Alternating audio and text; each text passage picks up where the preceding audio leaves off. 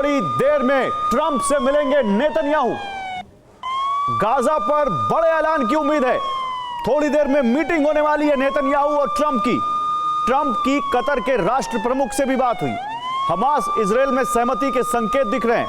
Hamas Israel में deal हो सकती है, क्योंकि इससे पहले यूएनजीए के बैकड्रॉप में अरब देशों के लीडर से भी ट्रंप मिल चुके हैं गाजा के मुद्दे पर, और गाजा पर कुछ बड़ा हो सकता है ऐसे संकेत मिल रहे हैं। लेकिन फिर से रूस यूक्रेन पर आते हैं, क्योंकि वहां ज्यादा बड़ी खबर है। यूक्रेन एक बार फिर पुतिन का रौद्र रूप देख रहा है।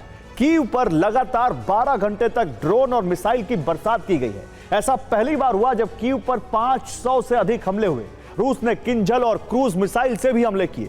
पुतिन का मकसद सिर्फ कीव को तबाह करना नहीं है, बल्कि नेटो को संदेश देना और प्रतिशोध लेना भी है। ऐसा इसलिए कहा जा रहा है क्योंकि मिसाइल हमले में पोलैंड के दूतावास को भी नुकसान हुआ है। पोलैंड रूस को लेकर इतना सतर्क है कि कीव में हमला होते ही फाइटर जेट रवाना कर दिए और कई घंटे तक निगरानी की गई। सिर्फ यूक्रेन नहीं, ये नाटो से भी रूस का इंतकाम। ये पैगाम अमेरिका के लिए भी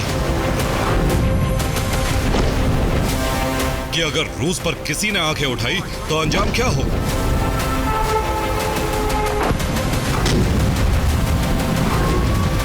कीव पर ताबड़तोड़ प्रहार ने रूस को एक तीर से 2 निशाने साधने का मौका दिया है।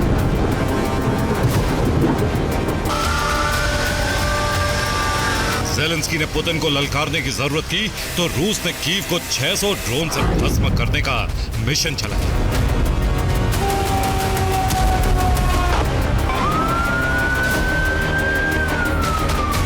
दूसरी तरफ नाटो ने रूस के खिलाफ आस्तीनें चढ़ाई तो कीव में मौजूद दूतावासों पर आग की बरसात हुई।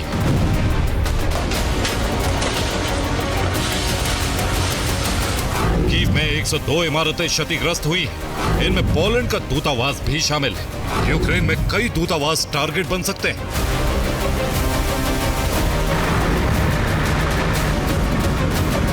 ज़ेलेंस्की ने सोचा भी नहीं था कि पुतिन की क्रोध की ज्वाला में कीव यूं जलने वाला है। इतनी ताकतवर मिसाइलें बरसने वाली है और राजधानी कीव में अग्नि का ऐसा तांडव होने वाला है।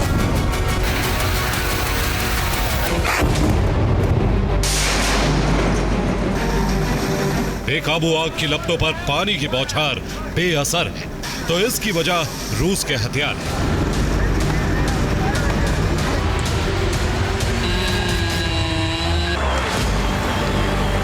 रूस की हाइपरसोनिक मिसाइल 480 विस्फोटक से धमाका करती है। रूस की बैलिस्टिक मिसाइल 700 किलो के वॉरहेड से धमाका करती है। नॉर्थ कोरियाई मिसाइल भी 500 किलो के विस्फोटक से हमला करती है।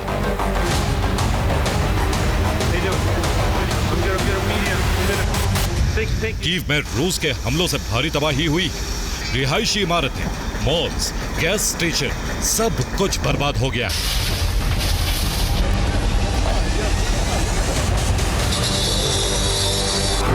लेकिन अब नाटो के लिए चुनौती है दूतावासों की सुरक्षा।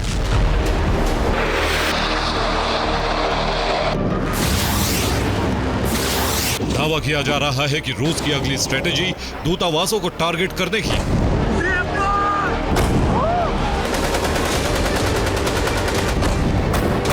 यूक्रेन में 58 विदेशी दूतावास है।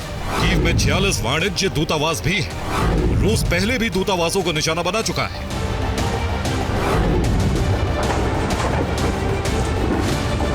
शनिवार रात से कीव पर अब तक का सबसे भीषण हमला किया गया। ऐसे हमले जारी रहे तो कीव के हर कोने में धमाके हो सकते हैं।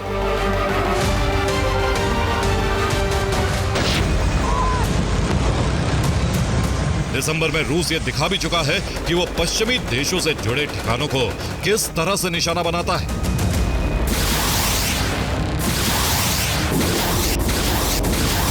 रूस ने यूक्रेनी सेना और रिहायशी इलाकों में हमले के साथ दुनिया को यह संदेश देने की कोशिश की है कि यूक्रेन में रहना अब सुरक्षित नहीं।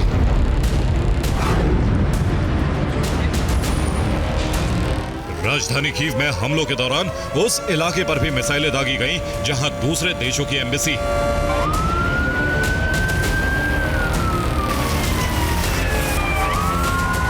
हमले में अल्बानिया, अर्जेंटीना, फिलिस्तीन, उत्तर मैकेडोनिया, पुर्तगाल और मॉन्टेनेग्रो सहित कई दूतावासों को नुकसान हुआ।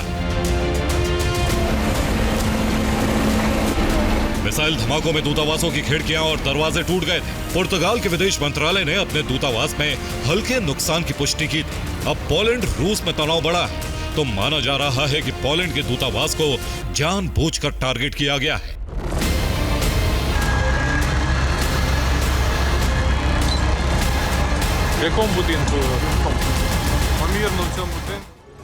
और कीव पर हमले से पोलैंड में खलबली मच गई क्योंकि कीव में पोलिश दूतावास क्षतिग्रस्त हो गया था।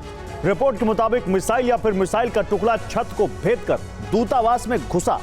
हालांकि यह मामूली धमाका था और दूतावास के कर्मचारी सुरक्षित हैं, लेकिन कीव के दूतावास से कर्मचारियों ने इसकी जानकारी पोलैंड की सरकार को भेजी। खबर पहुंचते ही पोलैंड की सरकार और सेना हरकत में आ गई। पोलैंड ने इसे साजिश समझा और पोलैंड से फाइटर जेट ने उड़ान भरी। पोलैंड बॉर्डर पर जेट की गश्त होती रही ताकि रूसी मिसाइल या कोई ड्रोन पोलैंड में ना घुस सके। यूक्रेन में हो रहे हमले और रूसी ड्रोन पर पोलैंड की नजर बनी रही, लेकिन एक भी ड्रोन पोलैंड की सीमा के भीतर नहीं गया।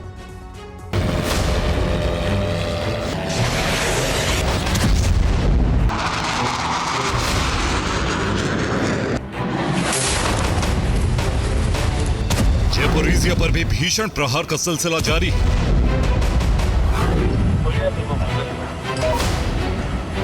रूस इस इलाके पर कब्जे का मिशन चला रहा है।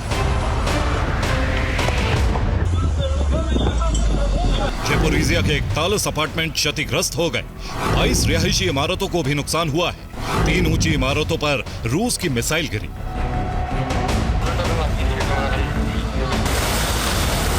ज़ेपोरिज़िया के साथ डोनेस्क में भी कब्जे की जंग चल रही। रूसी फौज ने 3 नए इलाकों पर कब्जे का ऐलान कर दिया है। डोनेस्क में भी रिहायशी इलाकों पर जबरदस्त हमले किए जा रहे हैं। रूसी फौज के हमले में 10 अपार्टमेंट को नुकसान पहुंचा है। कई लोग जख्मी भी हुए हैं।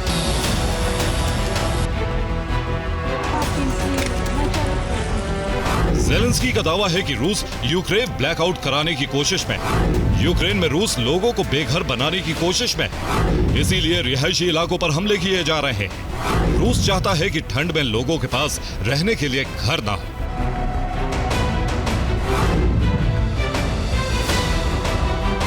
ज़ेलेंस्की का दावा है कि रूस बर्फबारी के दौरान सरकार पर भारी दबाव बनाने की कोशिश में है।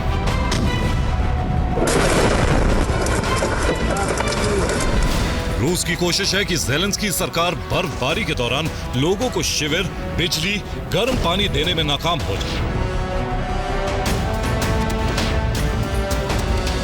रूस कीव समेत कई इलाकों में एक ऐसी भीड़ चाहता है जिनके पास न घर हो और वो सरकार से ठंड में सुविधाओं की मांग करे। इस बीच यूक्रेनी सेना से सैनिकों का पलायन भी ज़ेलेंस्की के लिए बड़ी चुनौती बन रही है।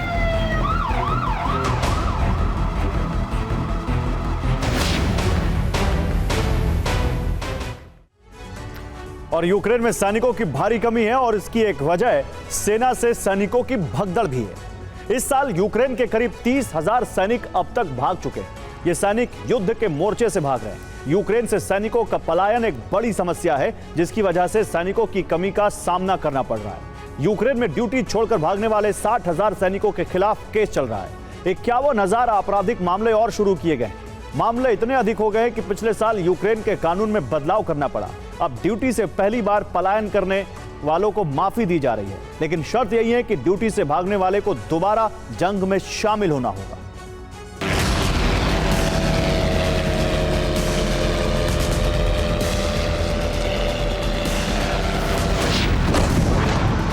तीन साल से अधिक समय से चल रहे इस युद्ध में यूक्रेन सैनिकों की भर्ती बड़े पैमाने पर हुई,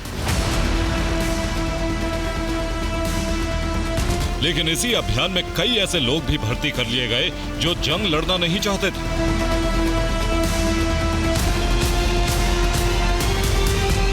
यूक्रेनी सेना ने ऐसे लोगों को जबरन युद्ध के मैदान में तो भेज दिया, लेकिन वो तमाम यूक्रेनी सैनिक मोर्चे से लापता हो गए।